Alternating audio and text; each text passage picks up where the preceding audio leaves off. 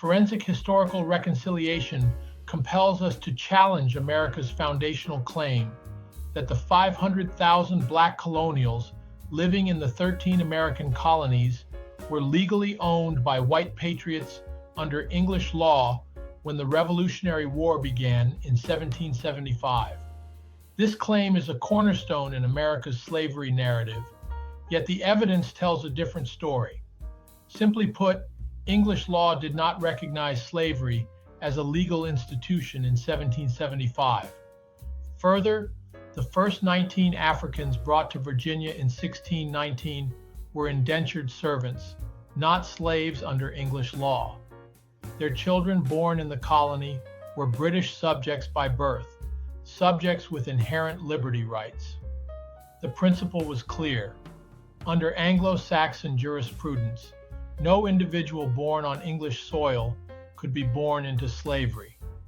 This was not an isolated doctrine, but a deeply rooted principle, reaffirmed by 550 years of English jurisprudence, beginning with the Magna Carta in 1215.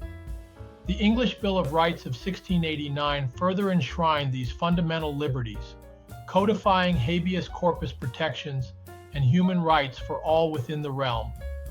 This liberty protection extended across the Atlantic to Britain's American colonies, and it embraced colonial-born blacks. In 1702, the Smith versus Brown and Cooper case declared, "As soon as a Negro comes to England, he is free. One may be a villain in England, but not a slave." This was a resounding confirmation of the principle that every person in England was entitled to habeas corpus protection under English law. Despite these established principles, colonial assemblies in America enacted slave laws independently in the 1640s, while England itself was engulfed in civil war. Yet, after the English Civil War, Parliament reasserted its authority. In 1689, with the English Bill of Rights, Parliament made it clear that it was the supreme legislature in the kingdom. Parliamentary sovereignty and codified habeas corpus protections throughout the kingdom. In 1766, Parliament passed the American Colonies Act, or the Declaratory Act, abolishing colonial laws that denied or questioned the supreme legislative powers of the Parliament and all colonial laws repugnant to English law, which included all colonial slave codes and Negro laws. 6 years later, the Somerset decision reinforced Parliament's supreme legislative power and exclusive authority over the enactment of colonial slave laws by declaring that slavery in the kingdom required explicit authorization, positive law, a power that only Parliament held, and that slavery was not allowed and approved by the law of the kingdom.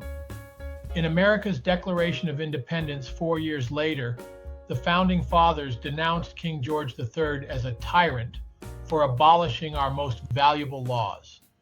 This is significant.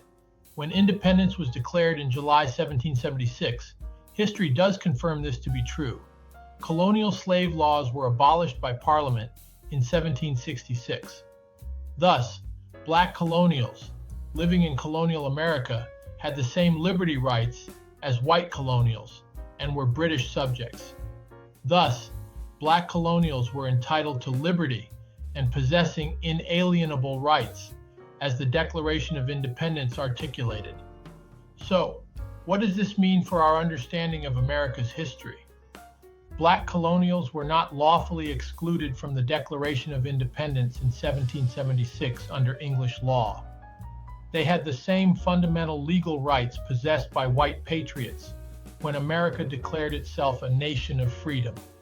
And suppose we are to honor the ideals we hold dear fully. In that case, we must acknowledge this reality, as colonial slavery was racial tyranny, and the declaring of independence conferred liberty rights to all enslaved black Englishmen. Please share and visit our website at Wells Center on American Exceptionalism and look for future videos.